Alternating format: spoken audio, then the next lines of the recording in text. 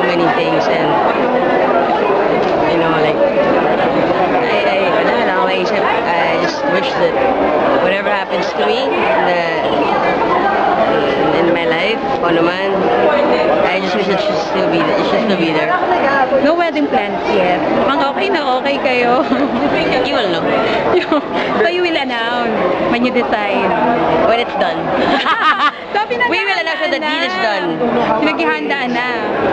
Secret. Secret. Ay, ano lang, isang ano lang. How about reaction or ano parang wala pa. Sa pinagdadaanan ni Charisse ngayon kasi di ba parang medyo ano yung problema niya with her mom. It's it's really a personal thing, and ako, I just wish that kung ano yung pinagdadaanan nila, maayos na, mas maging matatag sila sa mga hinaharap ka, and I wish them the best. Saka maging New Year dito. Sa hindi dito. Sa hindi dito. Ay, tapos parang, before kasi parang you keep yung relationship, ngayon very open na kayo sa isa't isa. I mean, parang what made you decide to show it in public, o parang gano'n? If there's so much love and so much happiness, it's really hard to contain, and much more than anything, I am so proud to be with her. So, why hide it? Tapos kanina mention mo siya that isa dahilan kung bakit ka nanalo ngayon because Oh yes, definitely. nadagdagan yung acting inspiration and then Not yung just- career not na... just inspiration, hindi lang inspiration, but yung she helps me be better. You know, she helps me be better sa craft ko. When I'm doing something right, she tells me. When I'm not doing it right, she tells me also. We fine-tune each other, kasi we're both in the business, and that's what we do. We fine-tune each other. Kasi we are both very passionate with our craft, and we are number one fan kami na isa't isa.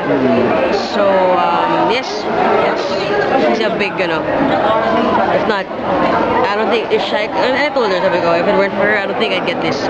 Masasabi mong isa yung sa mga sekreto why still together kayo, parang gano'n? Yes, di ba sabi nila, if you're both in the business, hindi kayo mag-work. I don't think so. If you are both fans of each other, and you believe and you respect each other, alam mo yun, okay yun. Ay, na-inspire ka din ba sa pagiging open ni Charisse sa love life niya? That's why you're open na rin. No, if I'm not mistaken, hindi naman ako nagtatago ever since. Kumaga, siguro,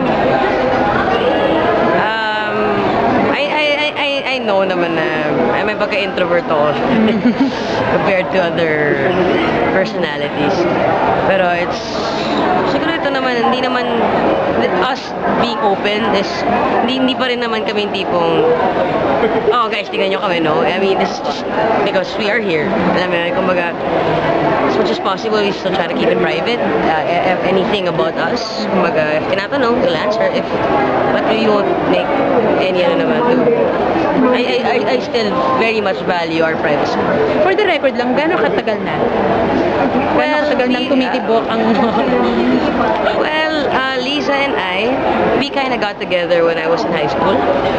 So may foundation na talaga. Yes, and we didn't see each other for 12 years. And then last year, when she won dito sa New Age as Best Actress, she stayed for a few more weeks.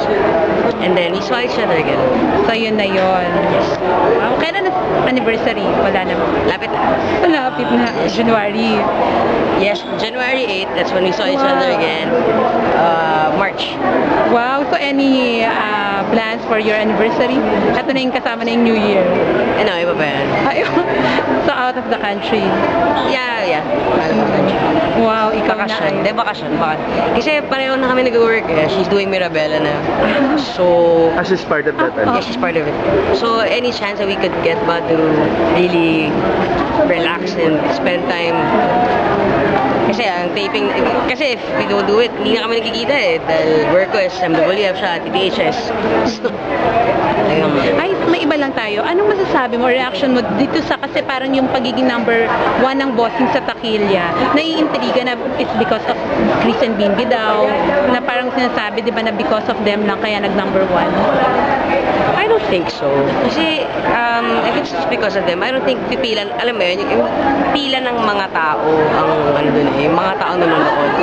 And I would like to believe that it is a movie na marami kang makukuhang values about family, about and boss, ever since naman si Bossing, nagna-number 1 naman siya eh.